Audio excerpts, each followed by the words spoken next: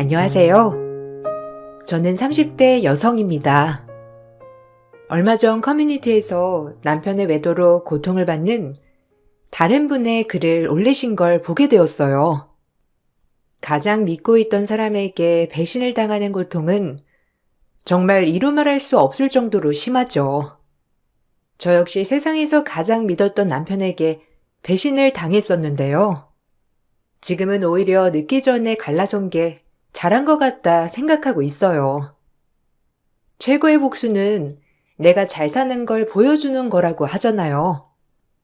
저도 요즘 잘 살기 위해서 더욱 노력하고 있답니다.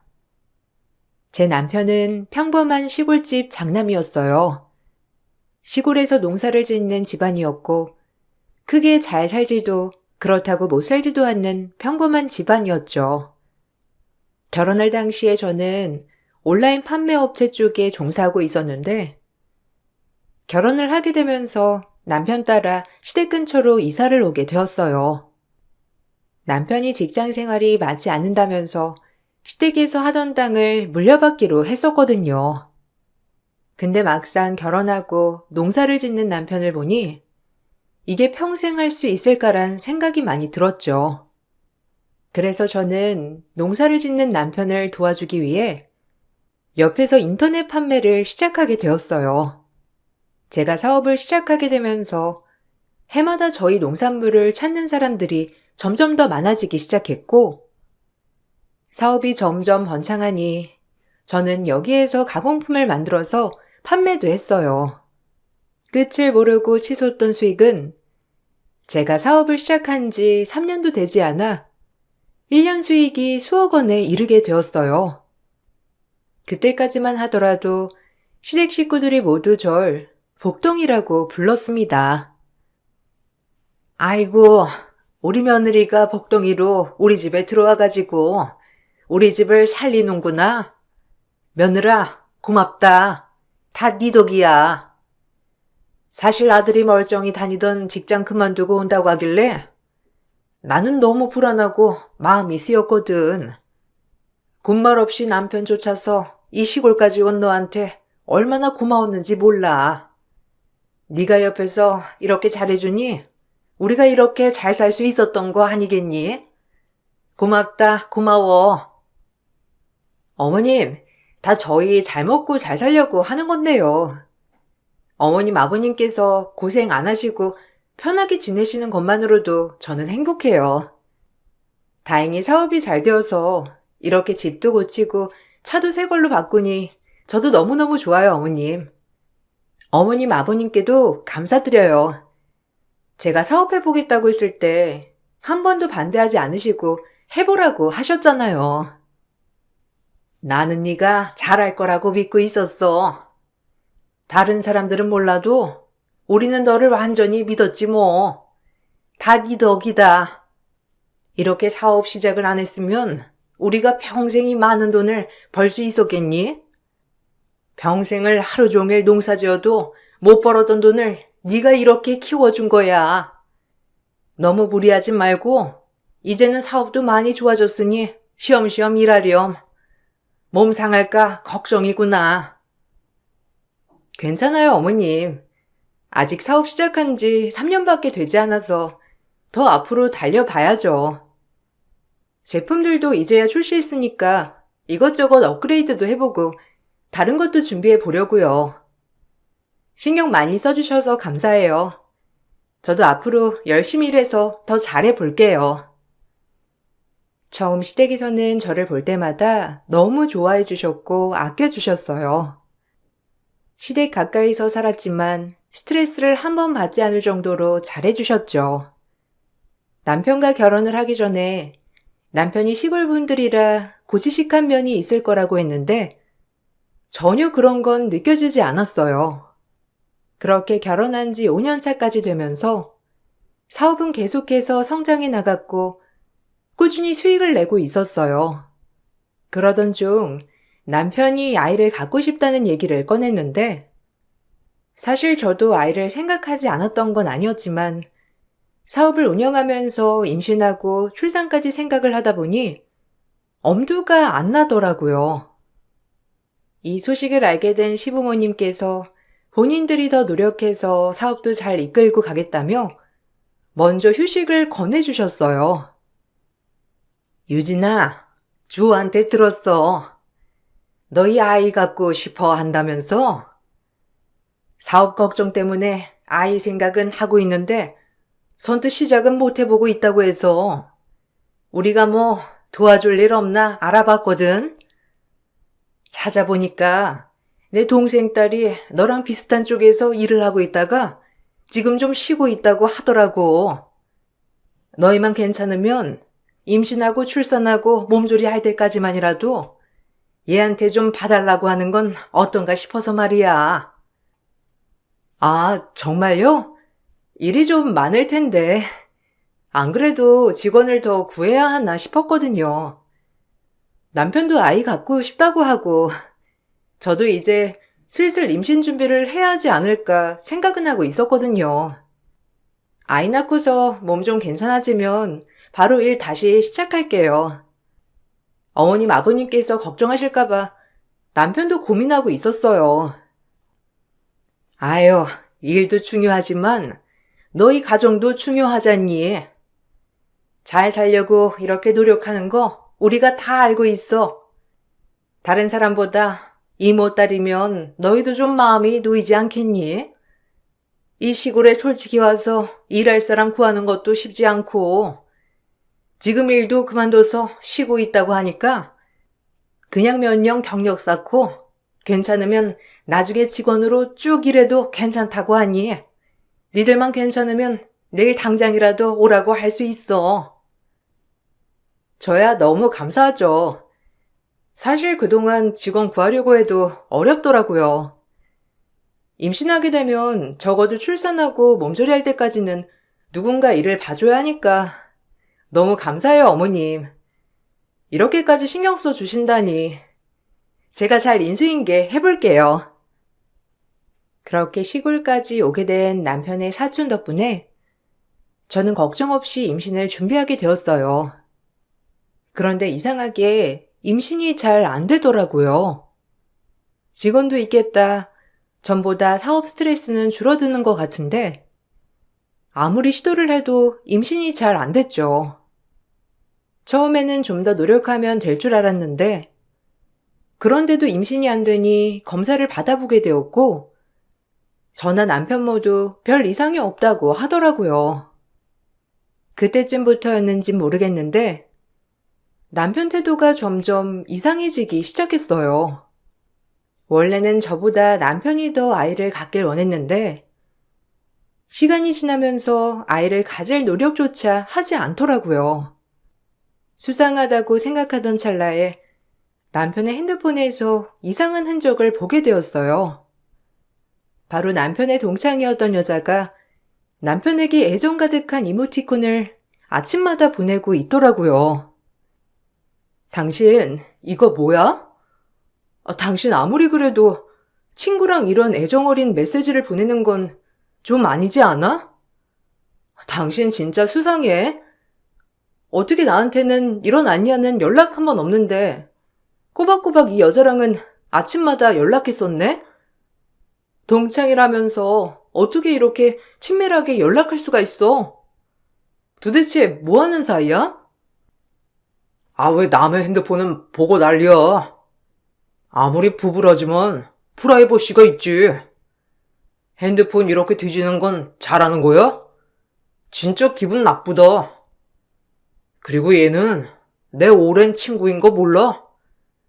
당신한테도 말했었잖아. 여기 시골에서 학교가 하나라 초등학교부터 고등학교까지 친구들이 다 똑같다고. 당신처럼 도시에서 자란 사람들은 그런 거 모르겠지만 남자 여자 할 것 없이 다 친하다고. 아무리 그래도 결혼한 사람한테 하트 이모티콘 보내고 보고 싶다고 하는 건 선 넘는 거 아니야? 당신 친구들이랑 그렇게 애틋하면서 여기 내려와서는 친구들 누구 한 명 본 적 있어? 아무도 안 보면서 이 친구랑만 애틋하다는 건 말이나 되고? 당장 그만둬. 나 다음에도 이런 거 보이면 당신이랑 이 친구 그렇고 그런 사이라고 생각할 거니까. 당신은 친구도 없어? 무슨 여자랑 남자는 무조건 무슨 일이 있는 거야? 당신이야말로 선 넘는 거야.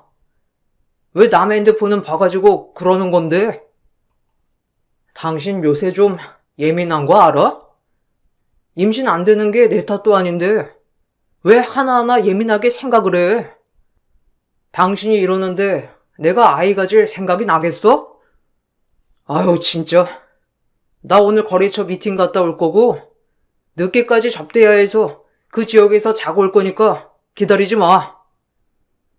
적반하장으로 화를 내는 남편을 보면서 뭔가가 있구나를 직감했어요. 남편은 제가 일을 그만두고 그동안 제가 관리했던 거래처를 관리하게 되었는데 수상한 일이 있기 몇 달 전부터 새로운 거래처를 뚫었다면서 자주 만나고 오기 시작했죠. 그렇게 접대를 해야 한다면서 저녁 늦게까지 술을 마시고 외박을 하는 날도 많아졌어요. 처음에는 사업이니 그럴 수 있다고 생각했지만 점점 그런 날들이 많아지기 시작하면서 좀 불만이 커졌고 남편과 다투는 날도 많아졌습니다. 시부모님은 처음에는 저를 달래시면서 제가 임신 때문에 스트레스 많이 받아 더 예민해진 것 같다고 하셨죠. 그런데 점점 저를 비난하시면서 남편 편을 드시더라고요. 어머님, 저 진짜 속상해요. 벌써 이틀이나 집에도 안 들어왔어요. 나온 김에 거래처 싹 돌고 접대하고 오겠다면서 연락도 통 안 되고 그렇다고 집에 오는 것도 아니고 남편한테 속상하다고 말해봤자 제가 예민하다고만 하고요. 어머님이 남편이랑 좀 얘기해 보시면 안 돼요? 제가 아무리 얘기를 해봐도 듣질 않아요. 예, 사업하는 남자가 밖에서 일을 해야지. 집구석에 앉아 있어서는 되겠니? 네가 이제는 사업에 크게 관여를 안 하니까 모르는 거지. 조가 얼마나 정신없이 일하는데 그거 하나 이해를 못 해줘가지고는. 그리고 임신이 안 되면 마음을 편하게 가져야지. 네가 자꾸만 주어를 달달 볶으니까 걔가 더 엇나가는 거잖니.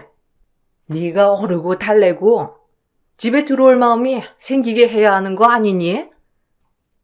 어머님, 저 노력 많이 하는 거 아시잖아요.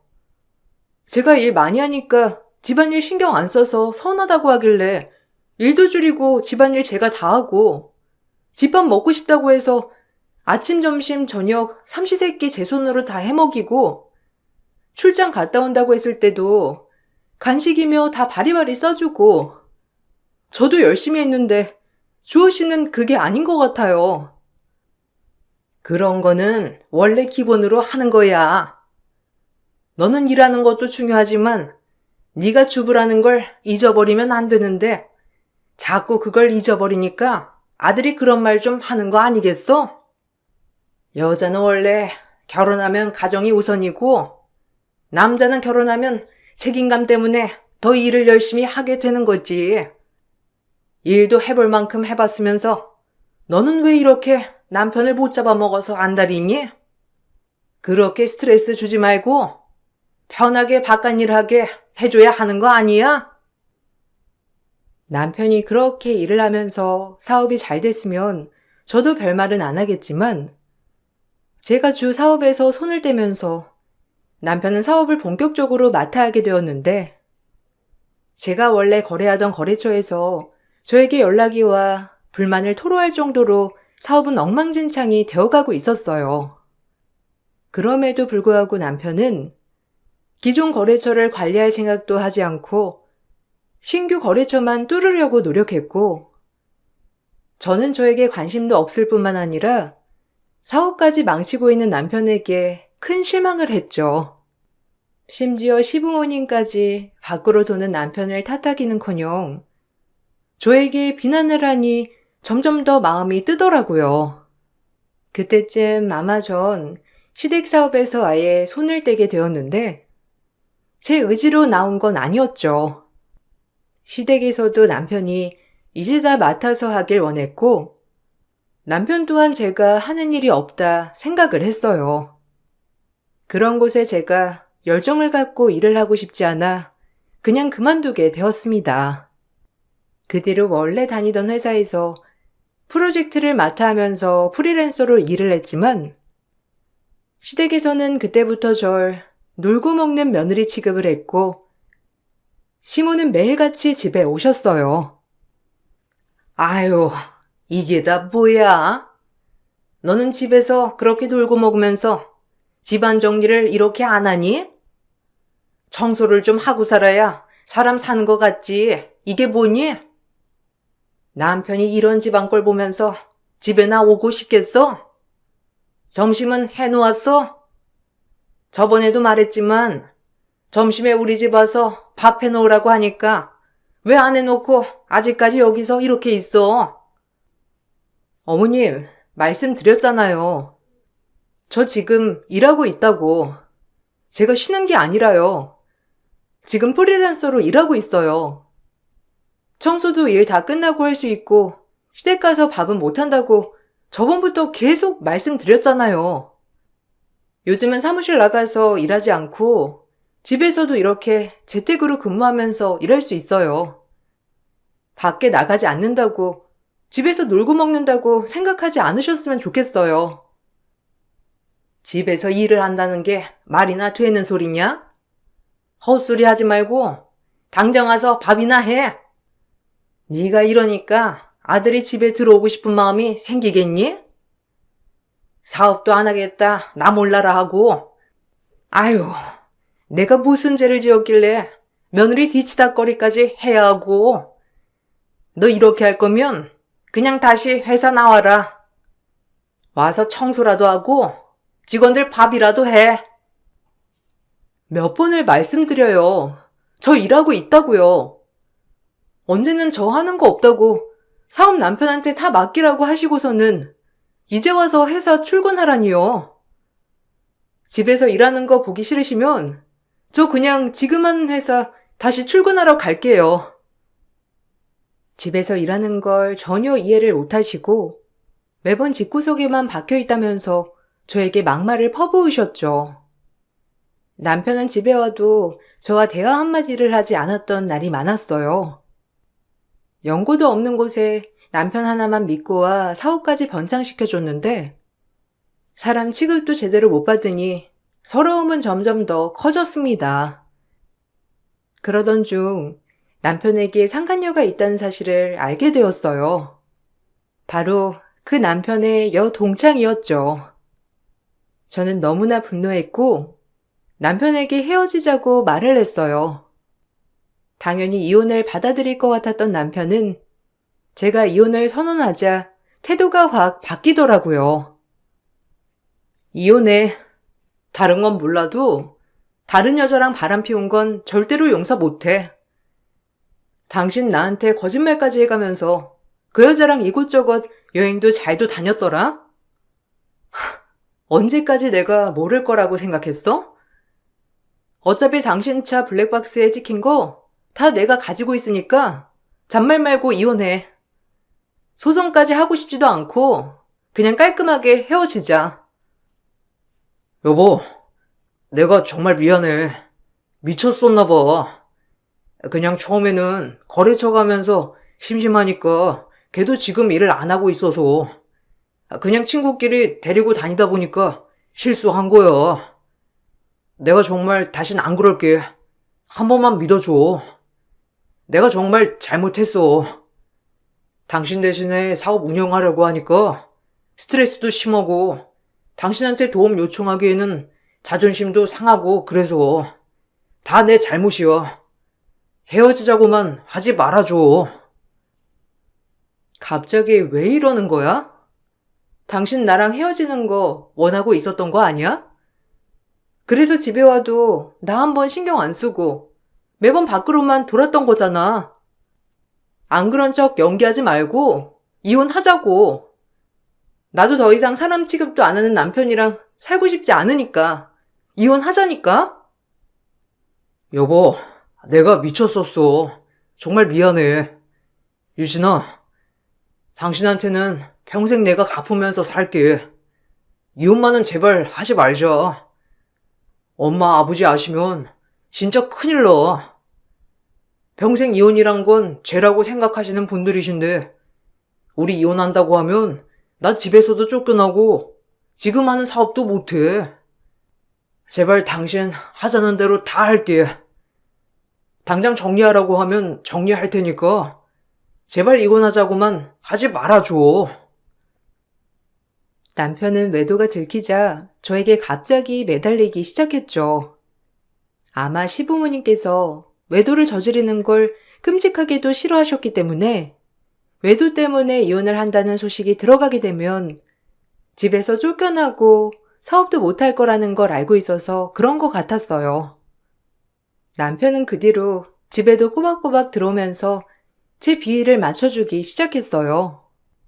처음에는 절대로 남편과 살 수 없다고 생각했던 저도 한 번은 용서를 해줘야 되지 않을까 마음이 풀려버렸습니다. 아마 지금 생각해보면 냉정하지 못했던 제가 너무 바보 같지만 그때는 남편에게 애정이 남아있었기 때문에 한 번 더 믿고 싶었던 것 같아요. 그렇게 폭풍우가 지나가는 듯 했는데 남편의 태도는 6개월은 유지가 되더라고요. 다시 변하는 남편을 보면서 전 마음이 너무나 괴로웠어요. 다시 또 바람을 저지르고 있는 건 아닐까 걱정스러운 마음이 컸고 남편에게 제 마음을 털어놓기도 했지만 남편은 그런 저를 경멸했어요. 여보, 왜 이렇게 전화가 안 돼? 오늘 늦어? 일찍 들어온다고 해놓고선 집에 안 오길래 한참 전화했어. 무슨 일 있어? 미리 전화라도 해주지. 밥 차리고 기다리고 있었어. 당신 요새 무슨 일 있는 거야? 매일 꼬박꼬박 일찍 들어오다가 갑자기 안 와서 사실 좀 마음이 불안해. 당신 요즘은 이렇게 안 했었잖아. 전화도 안 받고 무슨 일 있는 거야? 그냥 안 오면 안 오는가 보다 생각해야지. 무슨 말이 그렇게 많아? 급한 일 있어서 전화 못 받았어. 그리고 사고가 났으면 애당초 지금 전화가 갔겠지.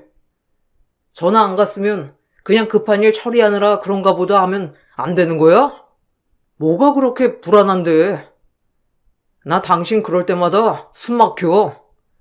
왜 지나간 일을 끄집어서 불안하다 어쩐다 하고 있는 거야? 뭐? 어떻게 그런 말을 할 수가 있어? 고작 6개월밖에 안 지났어. 당신이 잘한다고 해서 기회 준 건 잊은 거야? 전화라도 했어야지. 일찍 들어온다고 해놓고선 안 들어오니까 그렇다고는 생각 안 해? 지금 어딘데? 집에 언제 올 거야? 아직 일도 안 끝났어. 왜 이렇게 집에 언제 오냐고 집착해? 당신 나 너무 의심하는 거라곤 생각 안 해? 아무리 내가 전에 잘못을 했다지만 이렇게 집착하면서 꼬치꼬치 캐묻는 건 좀 아니지 않아?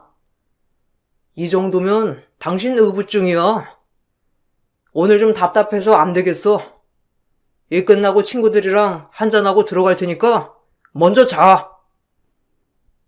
남편은 제가 의부증이라고 했고 부재 중 한 통화가 넘어가면 저에게 불같이 화를 내곤 했어요.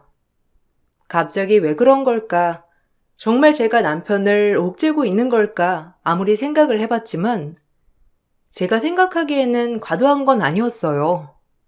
그러다 남편이 왜 그런지 이유를 알게 되었는데 바로 남편은 상간녀를 정리하지 않았던 거였어요. 남편과의 관계를 고민하던 찰나에 상간녀는 저를 찾아왔고 만사계배로 절 찾아온 상간녀는 너무나 당당했어요. 저 알죠? 주호 친구. 주호가 당신이랑 이혼한다고 얘기를 했는데 와이프가 자기 발목 잡고 안 놔준다면서 말하길래 제가 직접 찾아왔어요. 그런데 자존심도 없어요? 남편이 딴 여자 좋다고 하는데 아직까지 발목 잡고 있는 거 자존심도 안 상하나?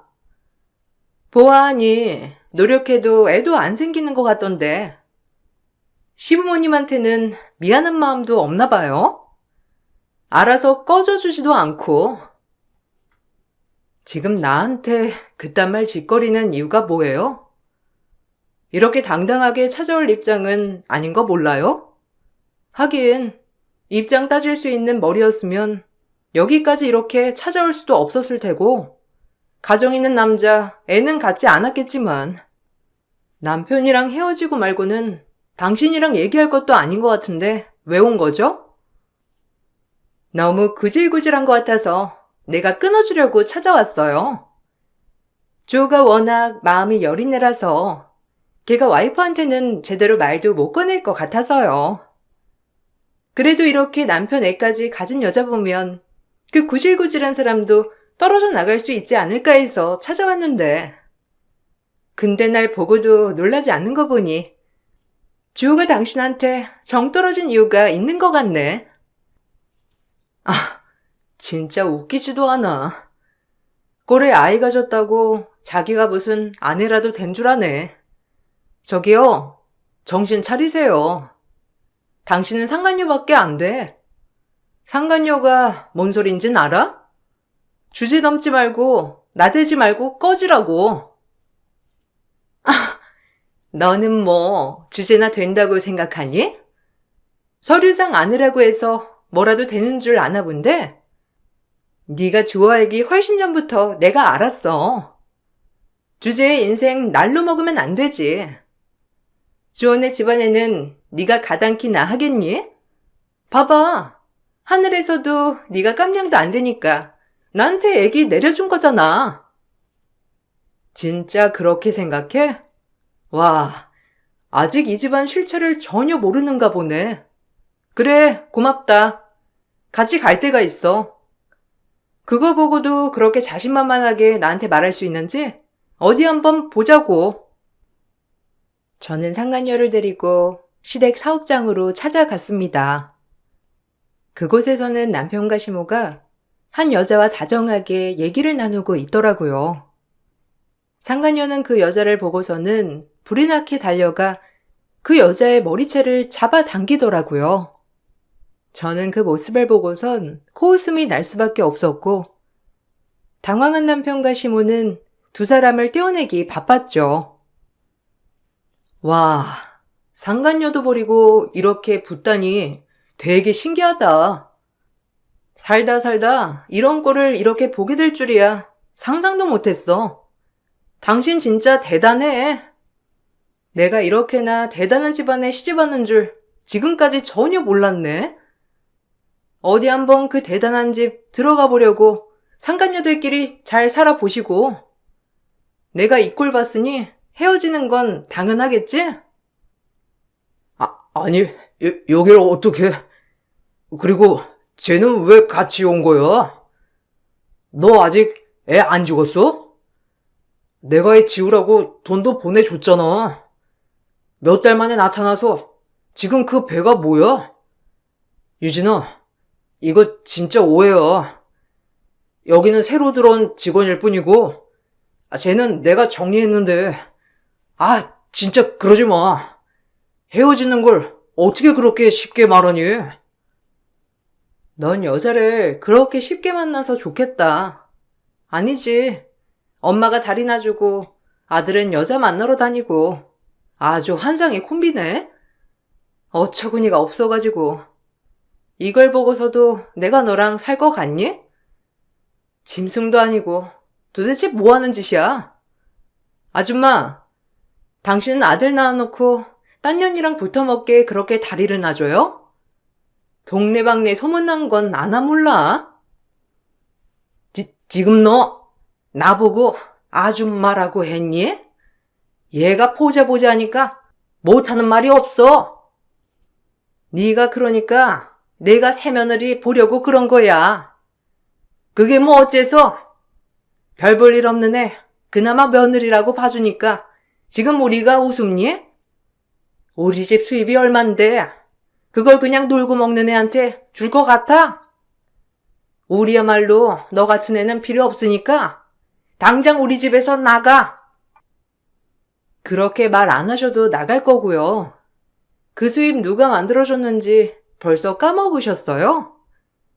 사람이 은혜를 잊으면 어떻게 되는지 모르시나 봐요.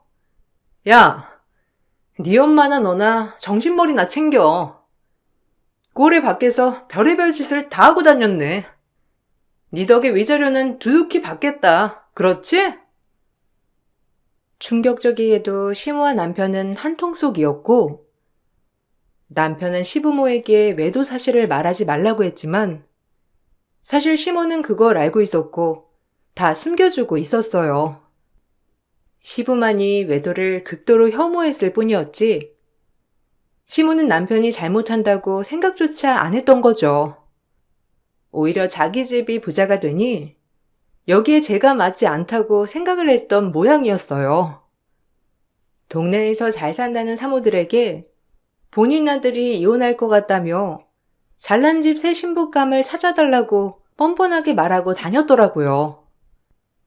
그 덕에 원래 바람을 저질렀던 동창생 상간녀도 버림을 당했던 건데, 그 여자는 저 때문에 자신이 버림당했다 생각해 절 찾아왔던 거였어요. 남편이 다시 변하기 시작하면서 전 남편이 무슨 짓을 하고 다니는지 알아보게 되었고, 그렇게 시모와 남편의 행각을 알게 되었어요. 아마 남편은 그 부잣집 여자와 잘 됐다면 저와 어떻게든 헤어지고 그 여자랑 다시 결혼을 하려고 했겠죠. 그렇게 되면 시부에게도 미움받지 않고 재혼할 수 있으니 시모와 남편은 그렇게 머리를 쓴 것 같았어요. 전 모든 사실을 알고선 소송을 진행했습니다. 남편에게는 외도로 인한 이혼 청구를, 거기에 시모와 상간녀에게도 위자료 청구를 진행했어요. 부잣집 여자는 혼인빙자로 남편을 고소했는데 모든 사실이 밝혀지고 시부는 쓰러지셨고 집안은 풍비박살이 났습니다. 이혼 소송이 끝날 때쯤 남편은 한 번만 만나달라고 하더라고요. 여보, 아니, 유진아. 내가 진짜 잘못했어. 솔직히 이 시골에 누가 와서 살아주겠어. 그렇지? 당신이 모든 걸 다 포기하고 여기까지 왔는데, 거기다가 당신이 사업까지 시작하고 키워준 건데, 내가 그 은혜를 모르고 이런 집까지 버려서 너무너무 미안해. 내가 정말 미안해서 당신한테 사과하고 싶어. 평생 내가 당신 종노릇하면서 잘할게. 우리 내일이면 소송 결과 나오잖아. 다시 한번 생각해보자. 우리 그래도 행복했던 시절도 있었잖아. 그렇지? 너나 다시 한번 생각해봐. 아니, 반대로 생각을 해보자. 내가 그랬으면 넌 어쩌을 것 같니? 아마 넌 세상에서 네가 제일 아깝고 귀중해서 내가 너한테 잘 안 해주는 것부터 난리가 났겠지. 아니냐? 난 지금까지 많이 인내했고 참아줬어. 그게 나를 위해서도 그랬지만 너를 위해서도 그랬고 네 집안을 위해서도 죽기 살기로 참았는데 뭐? 다시 생각을 해봐? 한 번만 더 기회를 줘. 솔직히 엄마가 옆에서 너무 채근해서 내가 홀라당 넘어간 것도 있었어. 우리 집이 갑자기 잘 살게 되니까 엄마랑 나랑 다 제정신이 아니었던 것도 있었고, 당신도 알잖아. 엄마 되게 고지식한 거. 옛날 뿐이라서 생각이 옛날 생각이라는 거. 당신이 잘해온 것도 알지만 아마 일 안 하고 쉬고 있다고 생각해서 더 그러신 것도 있고. 어쨌든 내가 당신 우리 엄마 안 보고 싶다고 하면 평생 안 보게도 해줄게. 당신 하고 싶다는 일 있으면 다 군말 없이 하게 해줄 테니까 우리 다시 돌아가자. 와, 정신을 아직도 못 차렸네. 네 엄마 때문에 내가 헤어지는 거니? 야, 너 제발 정신 똑바로나 차려. 돈 좀 있다고 네가 무슨 만인의 연인인 줄 아나 본데? 너 완전 별 볼 일 없는 찐따거든? 사랑 하나로 너 나랑 결혼했던 거야. 그런데 네가 이따위로 뒤통수를 쳐놓고 다시 돌아가자는 게 말이 된다고 생각하니? 주제를 알아라, 제발. 남편은 자신이 애걸복걸 빌면 제가 또 기회를 줄 거라 생각을 했던 것 같아요. 황당한 남편의 생각에 전 더더욱 이 사람들과 연을 끊어야 되겠다 싶었고, 당연히 소송은 승소했습니다.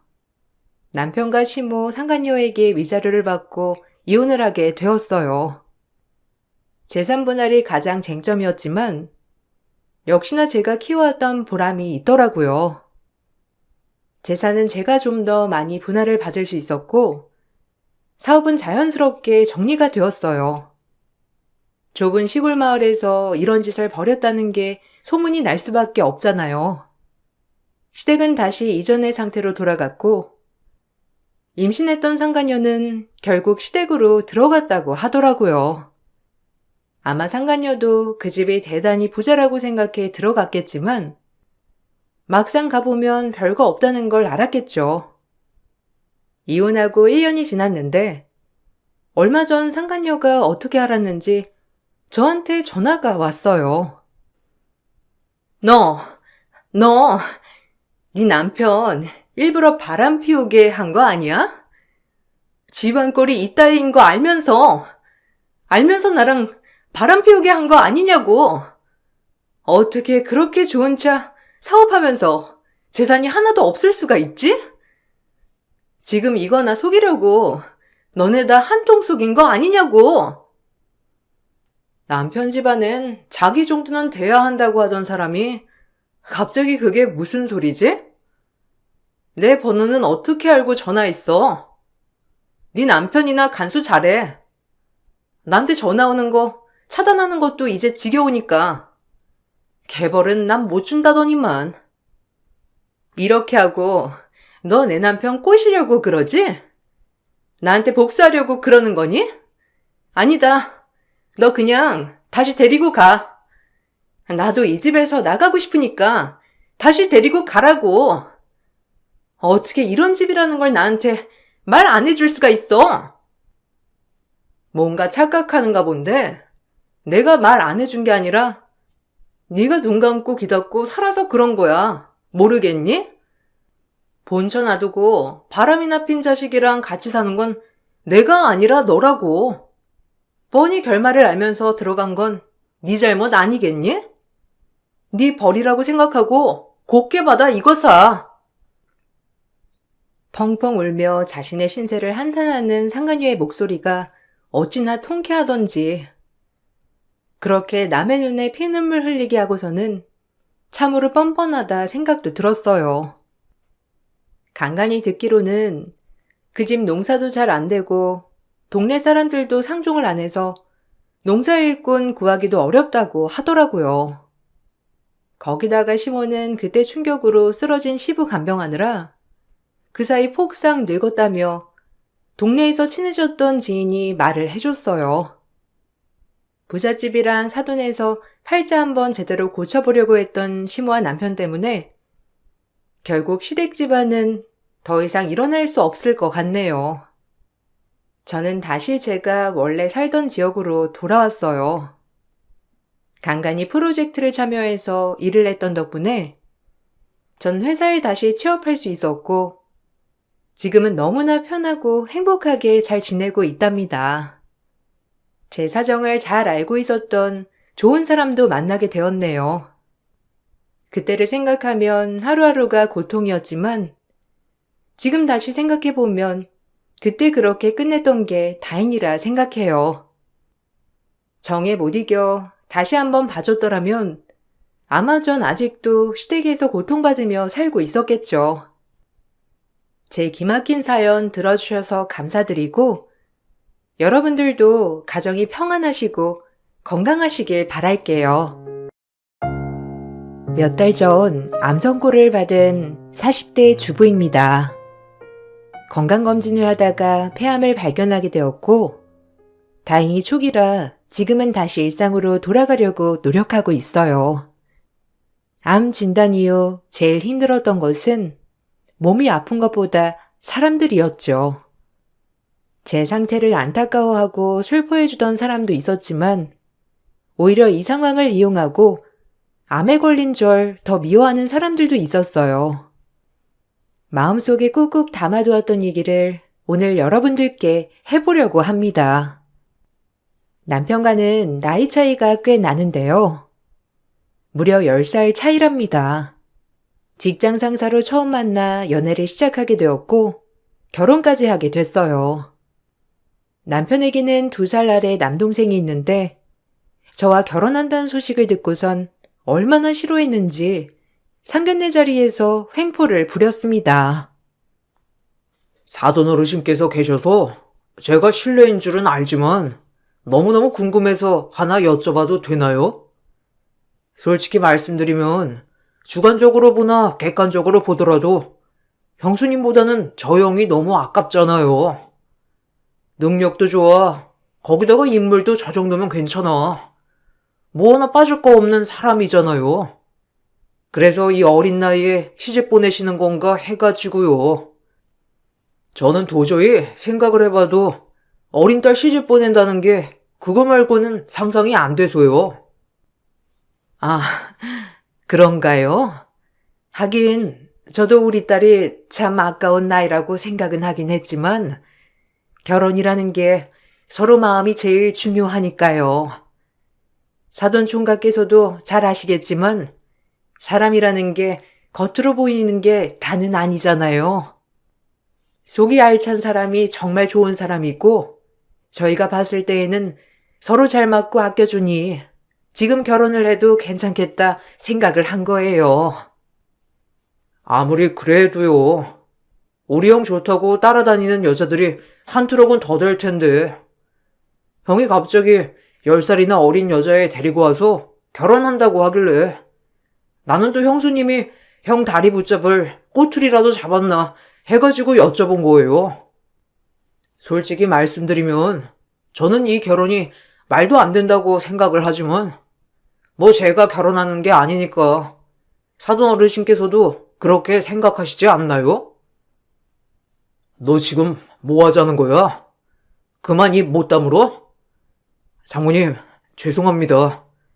저희 동생이 나이만 많이 먹었지 아직 철이 없어서요. 정말 죄송합니다. 이 자리가 무슨 자리인데 그따위 말을 함부로 해? 얼른 장모님께 사과드려. 이런 말 하려고 여기까지 굳이 따라오겠다고 한 거야? 얼른 사과드리지 못해? 아이고, 죄송합니다, 사돈 어르신. 아시다시피 제가 형을 너무너무 좋아하고 존경해서요. 급이 맞는 사람이랑 만나면 좋겠지만 형은 너무 착해서 사람을 잘 볼 줄 모르거든요. 어쨌든 기분은 나쁘실 테니 제가 사과드릴게요.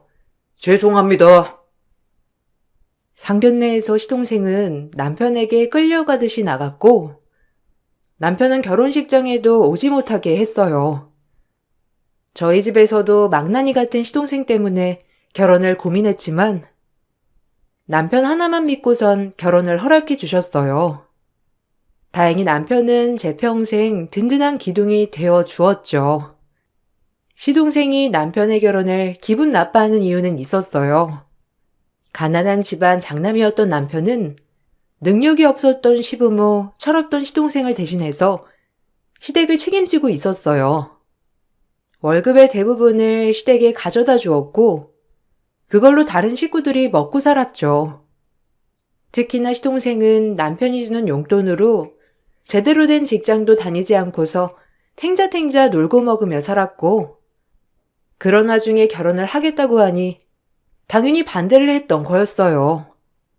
남편이라고 해서 시동생을 가만히 둔 건 아니었는데 무시도 해보고 연락도 안 받아봤지만 그럴수록 시동생은 시부모님에게 매달렸고 그걸 바라보지 못한 남편은 시동생까지 감수하고 있었던 거죠.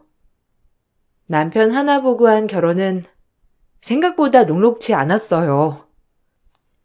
어미야, 이번 주말에 동네에서 근교로 단풍 여행을 간다고 하는데 거기 가려면 참가비를 내야 한다더라.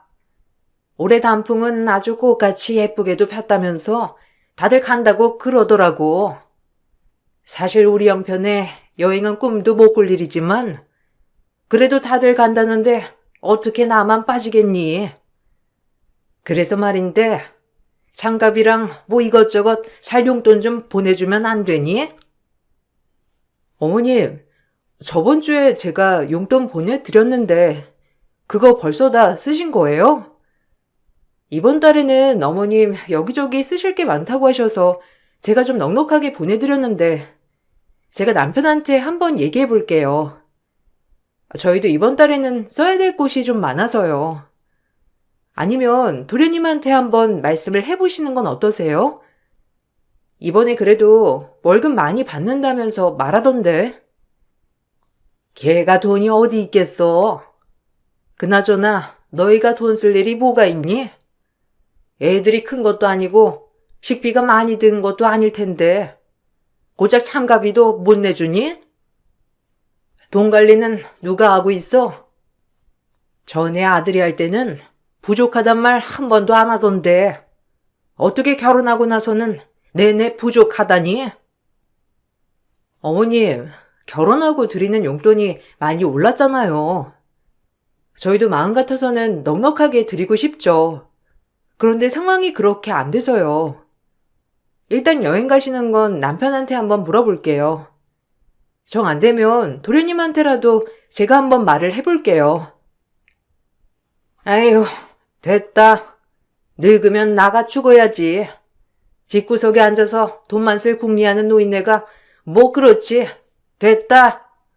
얘 신경 쓰지 말거라. 남들 다 가는 국내 여행 해외도 아니고 국내로 가는 여행도 못 가는데 뭐 대처지에 무슨 여행이니? 됐으니까 신경 쓰지 말아라. 결혼 후에도 시부모는 여전히 남편의 돈을 맡겨놓은 것 마냥 찾으셨고, 시간이 지나면서 점점 더 많은 돈을 요구하셨어요. 남편은 중간에서 중재를 하려고 부단히 노력했지만, 시부모의 억지를 모두 막을 순 없었죠. 불행 중 다행인지, 시동생은 저희가 결혼을 한 이후부터 직장에 다니기 시작했고, 생각보다 열심히 직장을 다니더라고요. 그런데도 시부모님께서는 시동생에게는 단 한 번도 용돈에 대해서 꺼내시진 않으셨는데 서운한 마음이 들기도 했죠. 시간이 흐르면서 시동생과 저희의 경제력은 많이 차이가 나기 시작했어요. 당연히 시댁에 들어가는 돈이 많았던 저희는 10년이 지나고서도 이것저것 전세로 이사 다니며 살았지만 시동생은 번듯하게 자기 집을 마련하더라고요. 어떻게 그럴 수 있을까 생각했었는데 남편은 그 속사정을 다 알고 있었죠. 이번에 장훈이 집 구해서 나가는 거 알고 있지? 방 2칸짜리 아파트지만 그래도 혼자 살기에는 충분하고 또 집도 마련했으니 결혼할 여자도 빨리 만날 수 있지 않겠니? 다음 주에 이사한다고 하니까 그때는 다들 시간 좀 비워두고 와서 도와주렴. 언제 철들까 했는데 10년 꼬박 일하더니만 기어이 자기 집 마련하고 나가는구나. 대견하다, 대견해. 에이, 엄마. 내가 좀만 더 일찍 정신 차렸으면 방 2개가 뭐야. 4-5개는 되는 큰 집 하나 장만했지 뭐. 아쉽긴 해도 그럭저럭 깔끔하고 좋은 집 구한 것 같아서 나도 뿌듯하네. 엄마, 조금만 기다려. 내가 꼭 성공해가지고 엄마랑 아빠도 좋은 집에서 살 수 있게 해줄 테니까. 그래. 아이고, 우리 막내 장하다 장해. 어릴 때는 네 형이 그렇게 똑똑해서 잘 될 줄 알았더니만 에휴, 내가 10년 동안 쟤네 이사 다니는 거 보면서 어찌나 속이 상하던지. 그나마 우리 집 막내가 이렇게 잘 풀리니 얼마나 다행인지 모르겠어. 이제 결혼만 하면 엄마 소원이 없어. 우리 아들이랑 잘 맞는 부잣집 여식 데리고 오면 얼마나 좋니? 상훈이 너희들도 앞으로는 돈 좀 아껴서 모아가지고 집 장만 좀 하렴. 둘이서 일하고 있는데 어째 10년 동안 집 하나를 마련을 못하니? 엄마, 진짜 내가 이런 말까지 안 하려고 했는데 정말 저희가 불쌍하고 안쓰러우셨다면 용돈을 받으시지 않으셨어야죠. 아니, 적어도 장훈이 저 자식 생활비는 저희가 주는 용돈에서 내치지 마셨어야죠. 제가 왜 집을 살 수 있었는지 모르세요? 진짜 모르셔가지고 저한테 이렇게 말씀하시는 거예요? 진짜 너무들 하시네요. 뼈 빠지게 20대부터 지금까지 대대로 쉰 적이 없이 일했어요. 저뿐만 아니라 죄 없는 와이프까지 시댁 뒤치다꺼리하게 만든 거 미안해 죽겠는데 지금 뭐가 어쩌고 저쩌요? 아니, 얘가 갑자기 왜 이래? 고작 돈 몇 푼 준 거 가지고 지금 너 생색내는 거니? 내가 널 20년 동안 애지중지 고이 키워줬으면 너도 키운 값을 해야지. 너야말로 너무한 거 아니니? 네 공부시킨다고 우리가 막내를 제대로 못 돌봐줘서 이제라도 챙겨주려고 한 거야. 왜? 동생이 집을 장만했으면 자랑스럽게 생각을 해야지. 형이 돼서는 쪼잔하게 식구들 앞에서 화나내고 이게 형으로 할 짓이니? 그동안 시동생 생활비도 저희가 드리는 용돈에서 나가고 있었고, 당연히 시동생은 본인이 버는 월급을 고스란히 모을 수 있었던 거였어요. 남편은 그 사실을 알고선 너무 속상해했지만, 시모는 남편의 그동안의 노력은 대수롭지 않아 하셨죠. 오히려 남편을 나무라셨고, 남편은 더 이상 시댁에 지원해주고 싶지 않다고 선언을 했죠. 뒤늦게 집으로 부랴부랴 찾아온 시모의 말은 가관이었어요. 아무리 그래도 그렇지. 갑자기 용돈을 끊는다는 게 말이나 되니? 상훈이 아빠나 나나 밖에서 일도 안 하고 있는 처진데 그렇게 해버리면 우리는 뭐 먹고 살라고 하는 거야? 네가 상훈이한테 좀 잘 얘기해봐. 나도 순간적으로 좀 속상해서 한 말이지. 그렇게까지 기분 나빠할 줄은 몰랐어. 그냥 장훈이가 오래간만에 기특한 일을 했잖니. 어머님, 제가 말한다고 뭐가 달라지겠어요? 솔직히 지금까지 남편이 노력한 건 맞잖아요. 저도 속상한데 남편은 더 속상하죠. 시동생 생활비까지 저희가 드린 용돈으로 해결했다고 하시니까 저도 얼마나 속상했는지.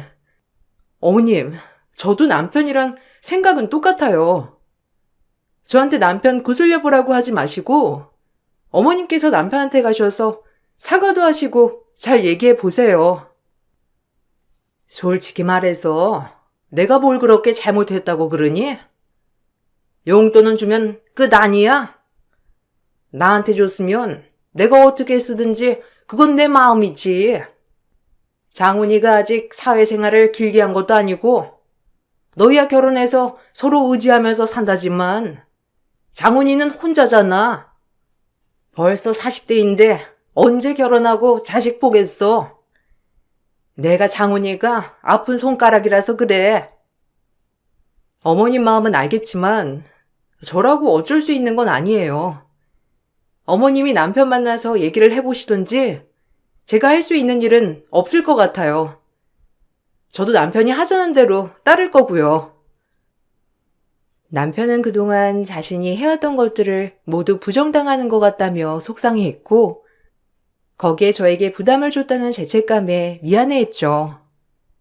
한동안 시댁과는 거의 연을 끊다시피 했던 상황은 시부께서 갑작스러운 병환으로 돌아가시게 되면서 다시 소통하게 되었어요. 시부가 돌아가시고 시모는 기력이 많이 떨어지셨고 전처럼 막무가내인 상황들은 줄어들게 되었어요.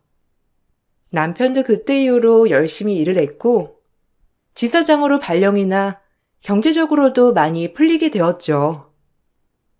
모든 게 수월하게 풀릴 것만 같았는데 조용했던 시동생이 사고를 치기 시작했죠. 어느 날 갑자기 시모가 연락이 와 알게 되었어요. 얘, 어쩌면 좋니? 장훈이가 사기를 당해가지고 집을 다 날려먹었단다. 오늘 갑자기 집으로 와서 이제 여기서 산다고 그러는데 어떻게 된 건지 물어봐도 말도 안 해주고 어쩌니? 그 집을 진짜 날려야 되는 거니? 혹시 상훈이가 너한테 뭐라고 하지 않았어? 네?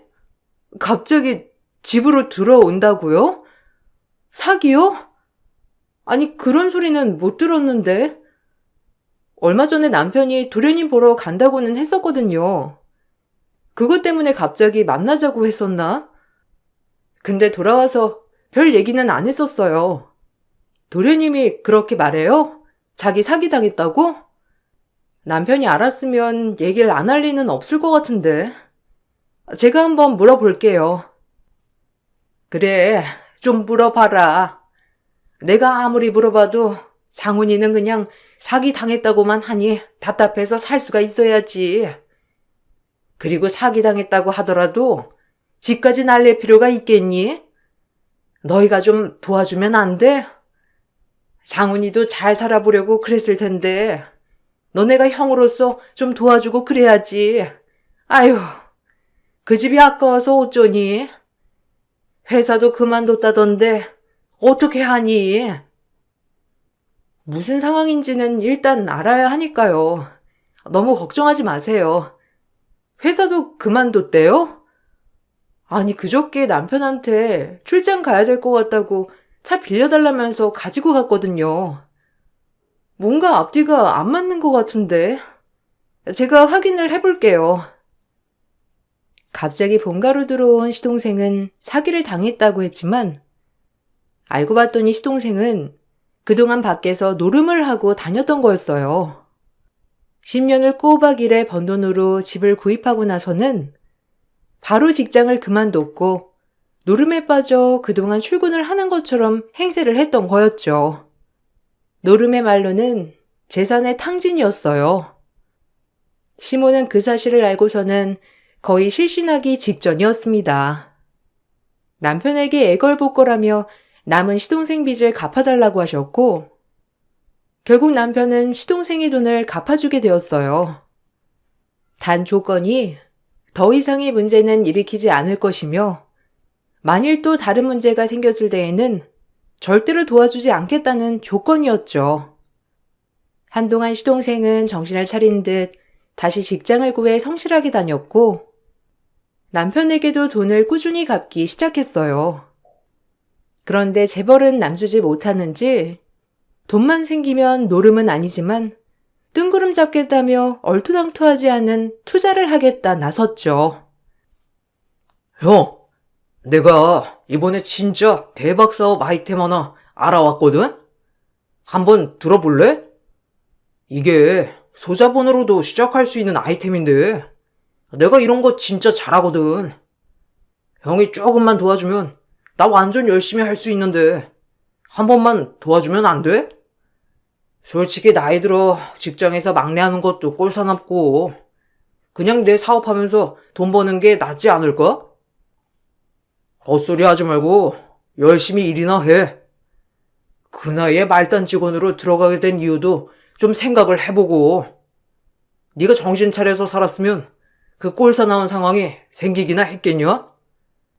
사업이고 뭐고 뭐 저지를 생각하지 말고 네가 저지른 거 수습할 생각이나 해. 도련님, 저도 그거 들어봤는데 그거 수익도 별로 안 나고 거의 피라미드식으로 운영하는 거라서 별로 안 좋대요. 그냥 지금 직장 다니시면서 일하시는 게 더 낫지 않으시겠어요? 저희도 지금 당장 도와드릴 수 있는 형편도 아니고 조금 더 신중하게 생각을 해보세요. 형수는 내가 뭐라든 안 입고 마음에 안 드는 건 아니고요? 아니, 형한테 물어보는데 형수가 무슨 상관이에요? 어차피 형이 형수보다 훨씬 돈 더 많이 버는구만. 동생 도와줄 수도 있는 거지. 혹시 형수, 형이 버는 돈 다 관리하는 거 아니죠? 그러면 너무 양심 없죠. 버는 돈 자체가 클래스가 다른데. 이런 얘기는 그냥 가족끼리 할 테니까 형수는 빠져요. 너야말로 버릇없이 뭐 하는 짓이야? 네 형수 말이 맞아. 아무리 급해도 아무거나 시작할 수 없고 잘 알지도 못하는 거 바로 시작할 수는 없어. 아무리 너보다 어리다고 해도 형수는 형수야. 그렇게 버릇없이 말하지 마라. 에이, 형. 내가 형수보다 8살은 더 많아. 형이 그렇게 말하면 나도 서운하지. 어쨌든 형도 생각해봐. 내가 잘 돼야 엄마 걱정도 덜고 그러면서 형 걱정도 덜어지는 거 아니겠어? 형 버는 돈도 많잖아. 형이 조금만 도와주면 내가 진짜 열심히 해서 돈 많이 벌어서 얼른 형 돈 갚을 수 있어. 시동생은 끝까지 정신을 차리지 않고 한탕 크게 돈을 벌려고만 했어요. 뭐 하나 꾸준하게 노력하는 거 없이 노름이든 투자든 한 번에 많은 돈을 벌려고 하니 자꾸만 사기를 당하곤 했죠. 정신 못 차리는 시동생이 답답했지만 혼자서 아등바등 해결해 보려고 고군분투하는 남편이 너무 안쓰러웠어요. 철없는 시동생은 40대까지 혼자였고 여자를 만나봐도 오래 사귀지 못하더라고요. 무엇보다 철없고 아나무인이니 만나줄 여자도 없을 거라 생각했어요. 그러던 중 시동생이 40대 후반이 되어 동서를 만나게 되었고 시모는 시동생이 누군가 만나고 있다는 사실만으로도 너무 좋아하셨어요. 동서는 시동생과 동갑이었고 시동생 회사에 가끔 오는 아르바이트생이었다고 하더라고요. 서로 좋은 관계로 연애를 한다고는 들었는데 얼마 안 가서 바로 결혼을 한다며 말을 하더라고요. 어떤 여자일까 궁금했는데 처음 인사를 하러 오던 날 끼리끼리가 이런 말이구나를 알게 되었어요. 안녕하세요. 아, 그 어리다는 형수님이시구나. 반가워요. 장훈 씨랑 8살이나 차이 난다고 해서 궁금했는데 액면가는 뭐 비슷비슷해 보이네요. 역시 출산이 무섭긴 해요. 그렇죠? 나는 얼굴 보고 형께서 다른 사람이랑 재혼이라도 했나 했잖아요. 어머어머, 형님은 좀 관리를 하시긴 해야겠다. 남들이 보면 저나 형님이나 같은 나이인 줄 알겠어요. 아, 아닌가? 내가 좀 더 젊어 보이나? 아, 그렇지. 자기가 훨씬 더 어려 보인다니까. 내가 걱정하지 말라고 했잖아. 형수, 여기 내 와이프 될 사람. 서로 친하게 지내요. 엄마한테는 이미 소개를 해줬는데 그래도 형수한테도 소개를 해줘야 하지 않을까 싶어서. 아무리 형수라고 해도 한국은 아직까지 나이가 우선이잖아요. 그러니까 우리 와이프도 잘 존대해 주시고. 에이, 자기야. 그런 소리 하지 마. 괜히 또 시집살이 시키면 어쩌려고. 나 그런 거 힘들어하는 거 알잖아. 형님, 친하게 지내요. 저보다 어리지만 이 집에는 10년 넘게 며느리로 사셨잖아요. 저보다 더 잘 아실 테니 전 형님만 믿고 있을게요. 동서는 동네에서 마사지 샵을 운영하고 있었고 듣기로는 그럭저럭 손님들이 있는 샵이라고 하더라고요. 처음엔 저도 동서와 잘 지내보려고 했지만 저에 대해서 못마땅하게 생각을 하더라고요. 특히나 제가 하는 일에 대해서 무시하기 일쑤였는데 가족들이 다 모인 자리에서 동서는 제 일에 대해서 비아냥댔고 시동생도 거기에 동조를 했어요. 형님, 그렇게 내내 바빠가지고 얼마나 벌어요? 나는 너무 궁금해서 그래. 아니 나야 예약 있을 때만 가서 잠깐 일하고 수십만 원 받지만 형님은 아침 일찍 나가서 저녁에 들어오면서 고작 10만 원? 그 정도밖에 못 벌잖아요. 그렇게 부지런하면 뭐해요? 한 달에 버는 돈이 별로 없는데. 그렇게 일하면서 비교하면 좀 허무할 데 없어요? 여보, 형수는 저런 게 좋은 거라고 생각해. 아무리 말해도 듣지를 않는다니까. 그리고 코딱지만큼 벌면서도 살 수 있는 이유가 뭐겠어? 바로 능력 있는 우리 형 만나서 그런 거지. 생각해봐. 조카들 어릴 때는 잠깐 쉬고 바로 어린이집 보내서 거기서 다 키워주고 돈은 그만큼 벌면서 누리는 건 몇 배는 더 되고 이러니까 대우해주지. 얼마나 좋아? 그런가? 아니 나는 너무 안타까워서 그렇지. 내 동생보다도 어린데 고작 10만 원 벌자고 아침부터 나가서 고생하고 있는 걸 보니까 짠하고 그래서. 형님, 아니면 내 가게 와서 청소라도 할래요? 내가 샵 청소하는 게 힘들어가지고 다른 업체 부르고 있는데 형님 버는 것보단 훨씬 많이 쳐줄 수 있어요. 괜찮아요. 저 지금 하는 일도 좋아하고 마음에 들어서 꾸준히 하는 거예요. 지금까지 일한 게 아깝기도 하고요. 남편이랑 버는 거 비교하면 한참 적기는 하죠. 그렇지만 제 또래랑 비교해보면 그렇게 낮은 편은 아니라서 괜찮아요. 어머, 형님 기분 나쁘셨어요? 나는 그냥 돈이 적을 것 같아서 했던 말인데 기분 나빴다면 미안해요. 듣기로는 남편이 어릴 적에 좀 도와준 거 가지고 돈돈 그런다고 해서 난 또 많이 버는 줄 알았죠. 근데 알고 보니 별로 안 버니까 돈이 별로 안 되니 그동안 돈돈 거랬나 싶기도 해서 그런 거예요. 시동생 부부는 저와 만날 때마다 무시하곤 했어요. 저 역시 시동생 부부가 뭐라고 하건 상관하지 않으려고 했지만 매번 만날 때마다 그러니 불편해졌죠. 그러던 어느 날 회사 건강검진을 하게 되었는데 문제가 생기게 되었어요. 바로 폐암에 걸렸답니다. 다행히 증상이 나타나지도 않았던 극초반이라 항암으로 치료를 시작할 수 있었어요. 다니던 직장도 그만뒀고 남편도 휴직계를 내고 제 간병을 도와줬어요. 더 이상 암이 진행되지는 않았지만 꾸준히 관리를 해야 하는 상황이었죠. 폐암에 걸린 이후 집안이 발칵 뒤집어질 만한 사건이 발생하게 되었어요. 미세먼지가 초비상이던 날 갑작스럽게 동서의 도움 요청에 저는 부랴부랴 동서네 집으로 가게 되었는데 동서와 시동생은 같이 절 기다리고 있었죠. 동서, 무슨 급한 일 있어요? 전화 받고 깜짝 놀랐어요. 생전 부탁한다고 전화 안 했었는데 갑자기 연락 오길래 무슨 일 있어요? 제가 도와줄 수 있는 일이면 제가 도와줄게요. 아, 형님. 이렇게 급하게 오실 필요는 없는데. 아니, 제가 오늘 저녁에 엄청 중요한 약속이 있거든요. 거기 갈 때 쓰려고 차 세차를 맡기려고 했는데 오늘 문이 닫아버렸네. 형님 어차피 운동도 해야 되고 집에 계시니까 형님이 세차 좀 해주면 안 돼요? 네? 세차요? 동서, 지금 세차해달라고 말하려고 저한테 전화한 거였어요?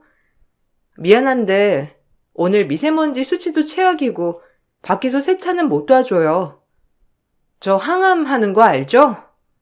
호흡기 관리해야 해서 도와줄 수 없겠네요. 에이, 형님.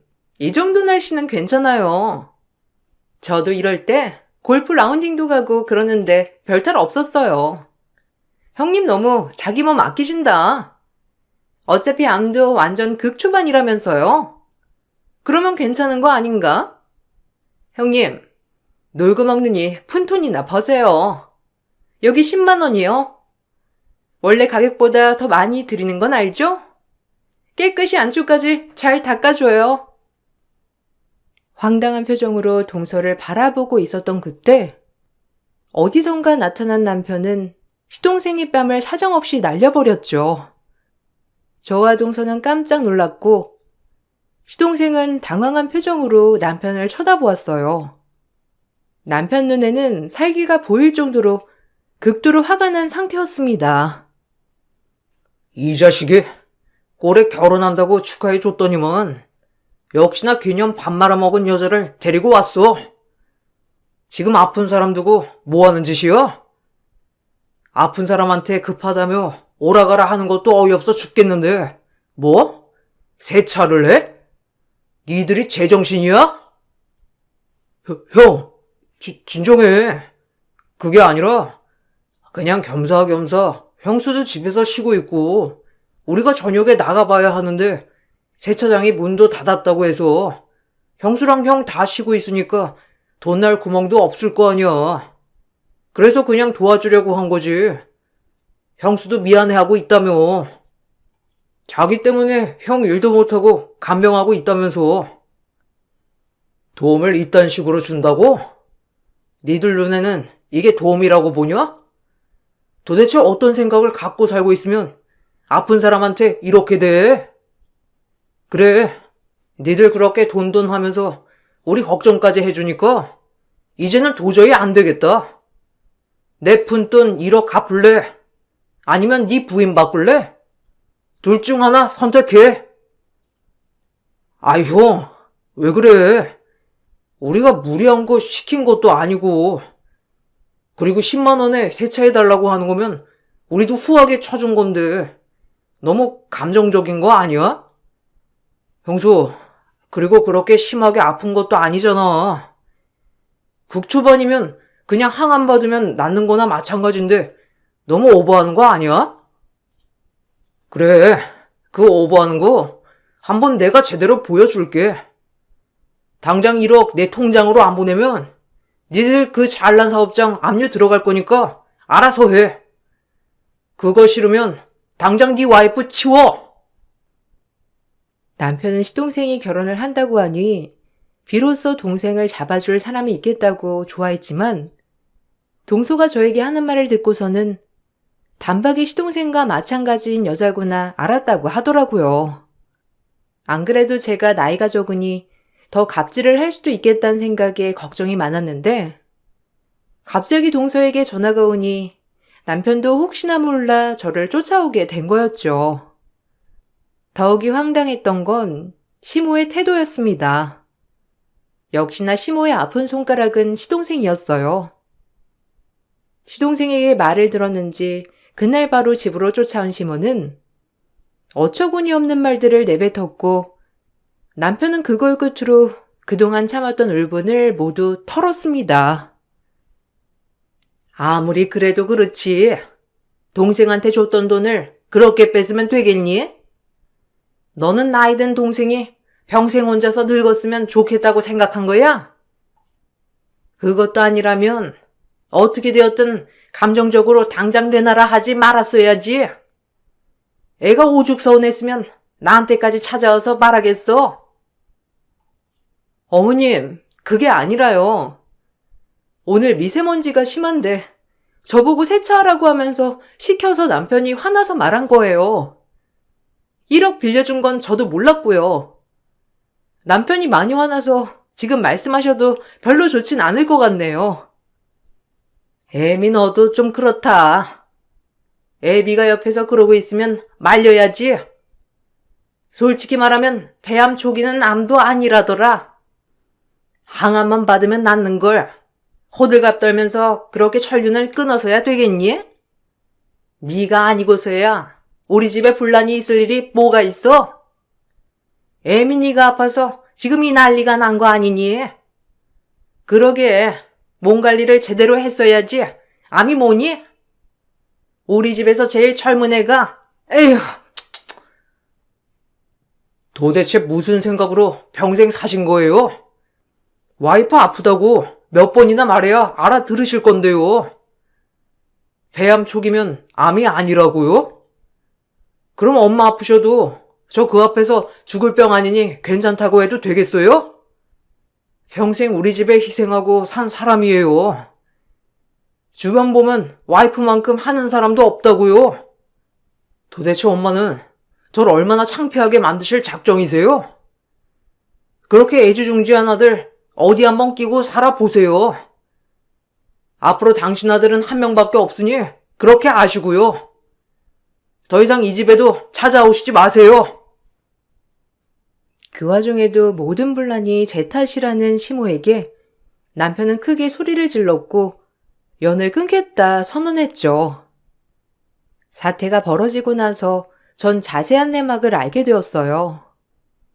알고 봤더니 남편은 동서 가게에 1억을 빌려줬더라고요. 이미 시동생과 결혼을 할 때 갖은 채무로 압류 위기에 있었던 샵이었는데 동서와 시동생이 빌고 빌어 빌려줬던 돈이었죠. 채무를 정리하고 시동생 부부가 살 작은 전셋집을 마련하는 데에도 보탰다고 하더라고요. 그때 작성한 차용증으로 남편은 동서에게 압류 소송을 진행했습니다. 당연히 이 일로 동서와 시동생은 크게 다투게 되었고 서로 상대방 탓을 하다가 결국 이혼까지 가게 되었어요. 동서는 샵이 망해 접어야 했고 이혼하면서 다른 지역으로 떠났다고 하더라고요. 시동생은 본가에 들어갔지만 여전히 정신 차리지 못하고 일용직으로 근근히 살고 있다네요. 지금도 시모모형이 집을 노리고 있다는데 참 사람은 변하지 않는다는 걸 알게 되었어요. 시모 역시 남편이 주는 용돈이 끊기고 난 후에는 먹고 살기 위해 고물을 주우러 다니고 있다고 하더라고요. 시동생은 자기 생활할 돈만 벌어두고는 생활비도 주지 않는다며 한탄하는 메시지를 보고선 어찌나 어이가 없던지 그동안 남편이 노력한 게 너무 아깝고 남편이 안타까웠어요. 그렇게 끈질겼던 남편의 짐들은 모두 내려놓고 저희는 이사를 가게 되었어요. 남편도 직장을 정리했고 공기 좋은 곳에서 요양하고 있네요. 지금껏 그래도 열심히 살아왔던 덕분인지 이사를 온 곳에서도 남편은 금방 자리를 잡았고 제 건강 상태도 좋아지고 있답니다. 아마 스트레스가 없어지니 저절로 좋아지는 것 같아요. 남편은 애초에 처음부터 끊었어야 하는 걸 너무 늦었다며 후회하고 저에게 미안하다고 했어요. 전 그래도 끝까지 최선을 다한 남편이 기특하고 오히려 더 믿음이 가네요. 앞으로는 정말 사랑하는 우리 가족들과 행복하게 지내려고요. 긴 사연 들어주신 분들께 정말 감사드려요. 여러분들은 항상 건강하시고 행복하시길 바랄게요.